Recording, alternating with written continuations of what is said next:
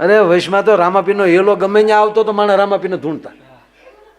એક જણો રામાપીનો ધૂણતો તો એક જણો પાટું મળ્યો મારો. તું કોણ છો? કે રામાપીનો ઘોડો છું. રામાપીરી કે નિર્ણય નાખ્યા વગી નવી અહીંયા આવ્યો છે.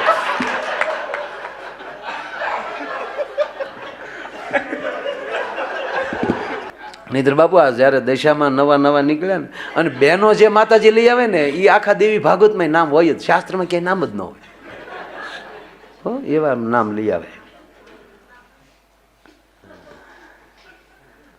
અને પછી વાર્તાઓ કેવી ખબર? આને એના પતિએ અનાર્દન કર્યો ત્યાં એના ઘરમાં ભૂખ આવી ગઈ એટલે એનો ધણીથી એ વ્રત કરી એના ધણીથી ના જ ન પડે, કારણ કે ભૂખ ભેગું થવું.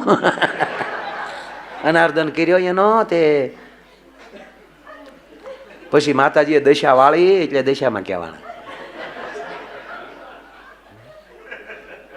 માં કોઈને નડે મને કહેશો, નહીતર માં જ ન કહેવાય. માં કોઈને આપણે 2-3 છોકરાની માં હોય એ સાહેબ છોકરાના આંખમાં આહુડું ન જોઈએ કે બોલી તો બ્રહ્માંડ ભાંડોદરી કઈ આમ કરશે તો આમ કરી નાખે. અને જે બાયું ધૂણક્યું હોય ને લગભગ દેરાણી જેઠાણીને બહુ ગાળું દેતી હોય, આ માનતી નથી. તારે જમાવવી એમ કે ને ભાઈ, તારે ધંધો કરવાનો નોખું જમાવવું છે.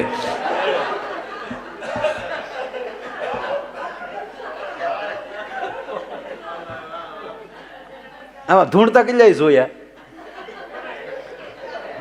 બધા જોયા ભાઈ. આપણે ટીકા નથી કરતા હોય ને, માફ કરજો. એટલે આમ કાંઈ પાછું હું કાંઈ એનાથી શ્રદ્ધાથી ડરી જાઉં એ મુદ્દો નહીં, પણ હવે એ મારો વિષય નથી. એને કંઈક થતું હશે તો જ હાલતું હશે ને. પણ એ જે થતું અમારો રામ જાણે હું થતો હોય. હું તો કેટલા માતાજીને અનુષ્ઠાન કરું, એટલા વર્ષો વી ગયા, મને કોઈ દી આ શક્તિપાત થાય. માનો જ્યારે ઓમ કરતા હોય ત્યારે ઠીક છે અનુભૂતિ થતી હશે, ખબર નહીં કાંઈ, પણ કાંઈ એવું તો મને કોઈ દી છું જ નહીં. તો આવડા સંગીતમાં આરતી ઉતારે તો મારે ગાતા ગાતા ધૂણવાનું રહે ને. કમા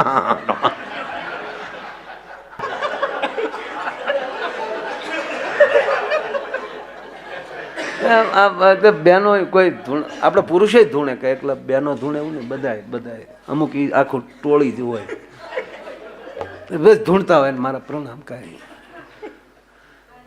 નહીં. તો આમાં હું આ મોબાઈલ થતા બધા વોટ્સઅપમાં તરત ભુવા મંડળ વિરોધ કરે છે માયાભાઈને એમ કરીને પછી ચાલુ કરે. જ્યાં સુધી માફી નહીં માગીએ તો તમે આમ કરી દો, અત્યારે જ માફી માગી લો. માફી ભાઈ, અને મારી ઉપર દાણા નાખજો, ફરિયાદ ન કરતા, દાણા નાખજો. તમતાને જે સાટણા કરવા એટલે નાખજો. કે હું કોઈ માનો દીકરો છું, બોનટ ઉપર બેઠી હોય ભગવતી બાપુ, એ કોને 80 જાતી હોય ને કેળા ઈ કરતી જાય. ભરોસા વગર થોડા આવી તો ટળી જાય ને. ખમા એ તો મને છું જ નહીં કોઈ દી પડતા. અરે એક બેન ધૂણતા હતા, આખું ગામ પગે લાગે, હે માં હે માં. આપણે પુરુષ ધૂણીએ ને બાપુ તો વધીને શેરીના માણસો પગે લાગવા આવે.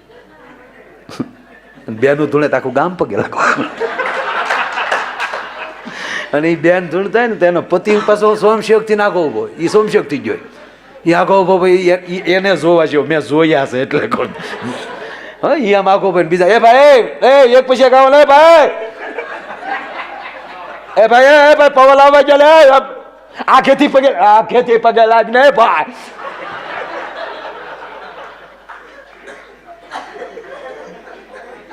એટલે ભાઈ ગળતી કરો મને ભાઈ, સંપલ બારા કાઢો ને, તમારી માં ધૂણે જયારે આવી અમે તમારે કર્યા ભાઈ.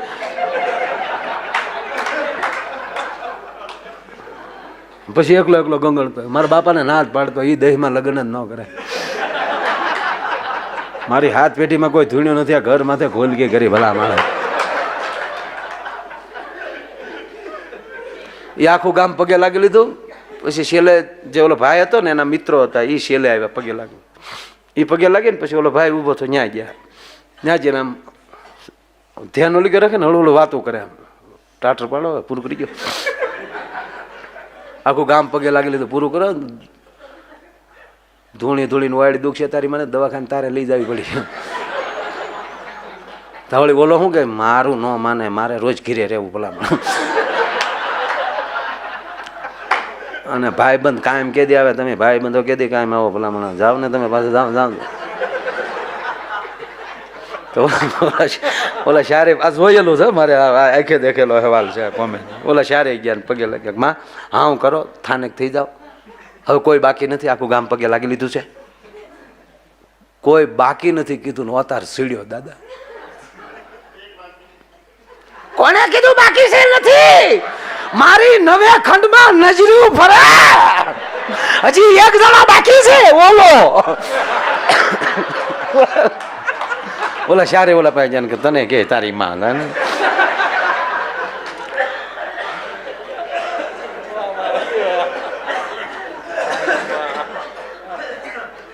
કે પણ મારે થોડુંક લાગી લેવાય, લાગી લે ને ભાઈ, લાગી લે ને પૂરું થતું. આમ થઈ કોઈ નો એકલો હોય ત્યારે પગે લાગલે ફાયડો થઈ જાય, હાલ હવે પછી હાલ આ ગામ વંડીએ સીડ્યું ડવું જોવા. ઓલા ચારે જણા ગામ વંડીએ સીડી થયા ને ઉતારે, ભાઈ બધા હો ઘેરે જાવ, બધું પૂરું થઈ ગયું છે. ઓલા કે બધા ઉતરી જા. ઓલો ધરતી નામ પગે લાગવા લાંબો હાથ કર્યો, આમ જા લાંબો હાથ કર્યો ને અતાર વેચ્યો, આવ્યો શરણે આવ્યો, માગ માગ માગ. ઓલો કે સૂટા શેડા દે ને એટલે પૂરું થાય. ભલા હમણાં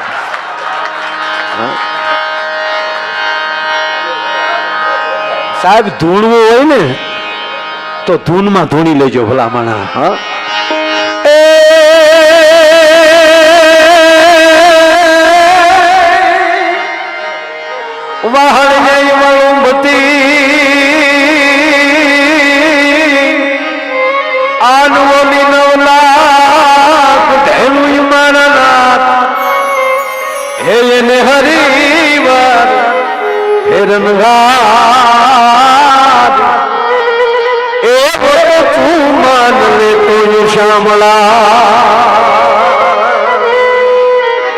પણ હું ને તું ભેળા ભણતાનું તેની ઠાઠાર હતો તું ઠોઠ.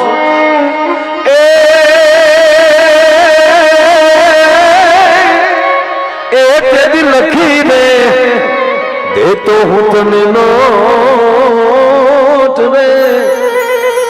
અરે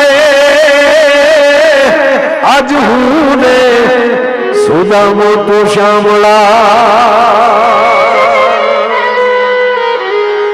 પણ તારું ગોકુળ યુગ ગમતું નથી, આન ગોકુળ યુગ ગમતું નથી. બોલી જમના લાગે ખારી છે હે મારા વાલા, હાર જોડવે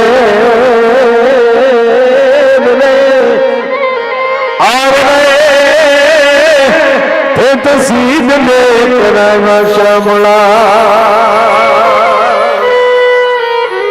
બાપુ. વ્રજના માણસોને કોઈ મળે છે, વ્રજના માણસોને મળીને કોઈ કીધું તમે વ્રજવાસી છો? હા હો તમે વ્રજવાસી? હા હા અમે વ્રજવાસી છીએ. કેટલા ભાગશાળી છો. તો ભગવાન કૃષ્ણને તમે જોયા હશે ને, અરે હારે રેમા છીએ અમે. કૃષ્ણની વાહળીના સૂર હજી અમારા કાંજમાં ગુંજે છે. ઓ તો તમે શરદ પૂર્ણિમાનો રાસ આંખ બંધ કરીએ તો હજી રાસ ચાલુ થાય છે.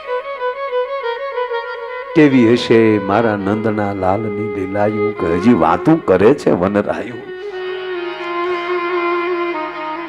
રાસ રસ્યો તેથી સમય થંભી ગયો અને ચાંદથી સેજ ના ખસાયું. અને દેવો આવ્યા હતા તેથી નૃત્ય શીખવા, પણ કોઈથી કાંઈ ન શીખાણું. હજી ઓલી વાતું કરે વનરાયું. હવે આ વાત મને ઈ કહ્યું બાબુ કે ત્યારે ઓલા માણસોએ કીધું તો તમે કેટલા ભાગશાળી. હાલો અમે તમને, તો હવે તમે આ ધરતીને લાયક નથી, અમે તમને સ્વર્ગમાં લઈ જાય. ધરતીને લાયક નથી, અમે તમને સ્વર્ગમાં લઈ જાય. અને મગજ ખટક્યો વ્રજવાસીઓ કે અમે ધરતી લાયક નથી. એમ તમે ક્યાંના છો? કે અમે સ્વર્ગમાંથી આવ્યા છીએ. કે અહીંયા શું કામ આવ્યા? તો કે સ્વર્ગમાં અમે એ માટે આવ્યા છીએ, સ્વર્ગમાંથી અહીંયા એ માટે આવ્યા છીએ કે અમારો વૈકુંઠવાસી, એટલે આને પૂછ્યું તમે ક્યાંના છો? કે અમે વૈકુંઠમાંથી સ્વર્ગમાંથી આવ્યા છીએ. તો તમારે સ્વર્ગમાંથી અહીંયા આવવાનું શું કારણ? વ્રજના માણસો કહે છે, આ સ્વર્ગના દેવતાઓને ત્યારે ઓલા સ્વર્ગના માણસોએ કીધું કે અમે એ માટે આવ્યા છીએ કે અમારો વૈકુંઠવાસીએ અહીંયા ઉઘાડા પગે ડોટું દીધી ને આ રજને અમારા મસ્તક ઉપર ચડાવવા આવ્યા છીએ. તક તમારા વૈકુંઠવાસીને આ રજ મસ્તક ઉપર ચડાવવાની ઈચ્છા થાય ને કે અમે એમાં આળોટીને મોટા થયા, તમારા વૈકુંઠને મૂકો દીહવાળે. હે ખેમારું વન રાવણ છે રૂડું વૈકુંઠ નહીં રે આવો મારો.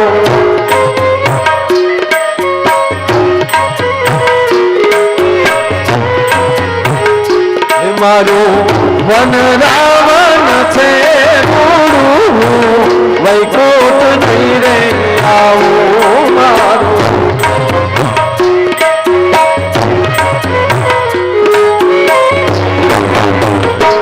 બાપુ મને કાપનું થતું તો કોઈ ભાઈશું તે પીવું જ નતું. હા વાહ બાપુ વાહ.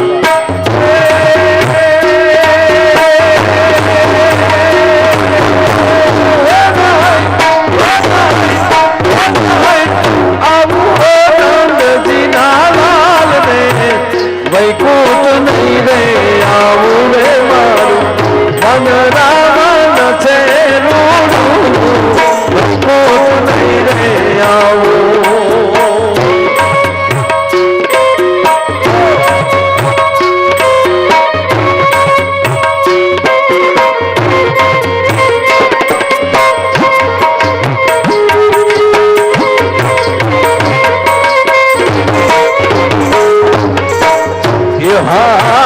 બેસી રે મારે પગમાં જો બેસી રે મારે પગમાં જો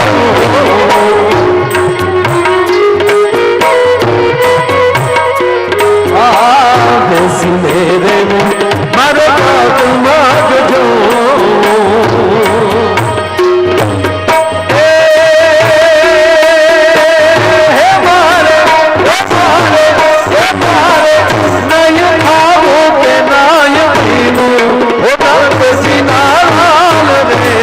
વૈકુંઠ નહીં રે આવું રે મારું વન રાવણ છે રૂડું વૈકુંઠ નહીં રે આવું મારું વન રાવણ છે રૂડું વૈકુંઠ નહીં રે આવું. બાપુ આ ગીતનો ગાનારો હેમુ ગઢવી. આઠમને દિવસેનો પ્રોગ્રામ અને એ પ્રોગ્રામ પૂરો કરીને રેસકોર્સ ગ્રાઉન્ડમાં આકાશવાણીનો કાર્યક્રમ, એ કાર્યક્રમમાં આવવાનું હજારો માણસ હેમુભાઈની આઠમને દિવસે રેસકોર્સ રાજકોટના ગ્રાઉન્ડમાં રાહ જોતા હતા. પણ આગળનો એક આ નાનો કાર્યક્રમ પતાવીને આવવાનું એ સ્ટેજ ઉપર આ ગીત ગવાતું હતું. આ ગીત ગાતા ગાતા હેમુભાઈએ ખોડિયામાં પ્રાણ મૂકી દીધા છે. અને પંક્તિ કઈ હતી?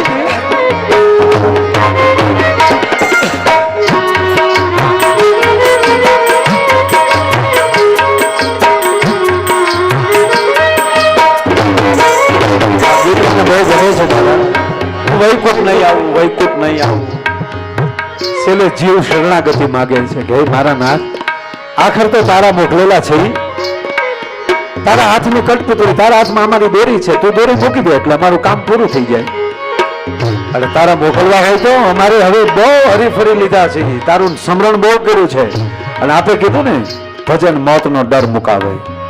સાહેબ આ ગીત એ જ કહે તારે લીધા તો અત્યારથી કોઈ તો કાલ ન કરતો. વિમાન મોકલજો વિમાન. આઈ એમ નોટ ખટારામાં.